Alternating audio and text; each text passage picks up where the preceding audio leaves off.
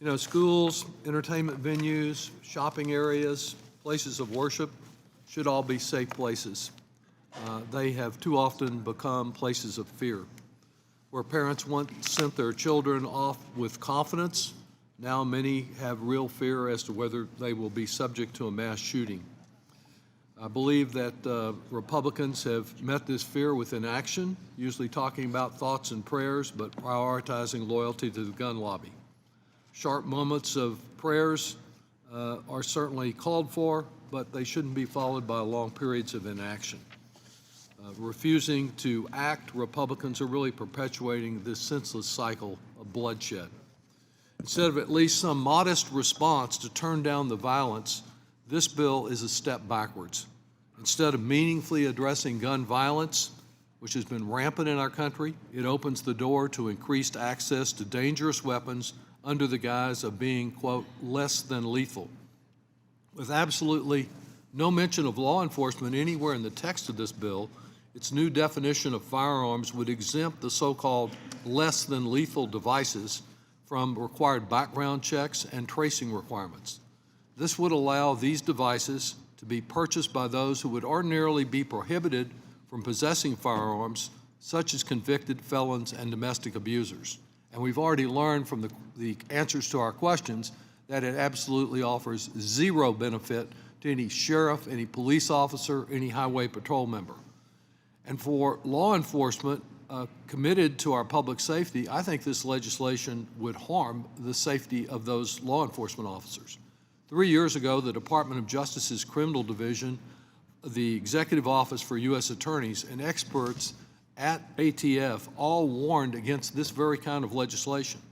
ATF was very clear. This bill would allow non-lethal weapons to be purchased by felons or dangerous individuals who would otherwise be denied. ATF even stated, quote, these weapons could be used against law enforcement, security personnel, or the public, creating an increased risk of harm to public safety. They also would not be traceable if used in a crime. This bill does not guarantee safety for the public or our law enforcement officers. It just means more violence, more suffering, more families that are shattered by grief. The changes from last year's version of this bill are superficial.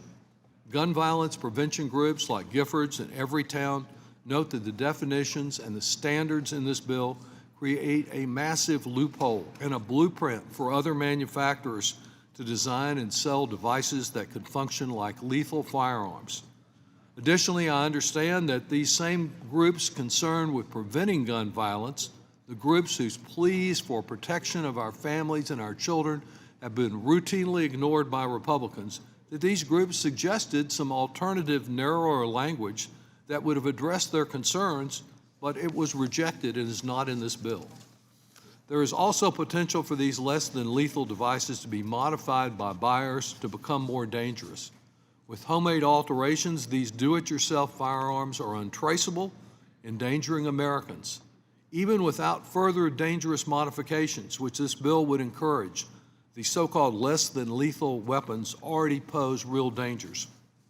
In my hometown of Austin, Texas, during protests in 2020, multiple individuals were shot with beanbag rounds, a type of less than lethal weapon, and they've suffered lifelong injuries.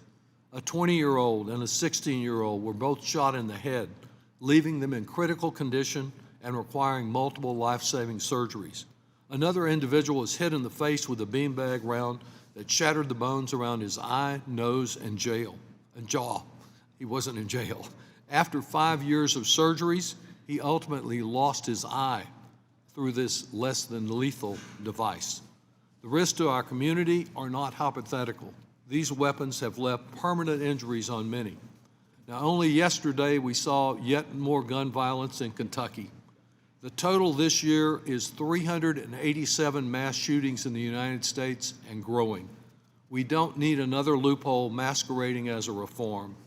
Today, the NRA again stands for no Republican action. They show no willingness to protect families. They want to create more loopholes, not more protection. I urge the rejection of this bill, and I yield back.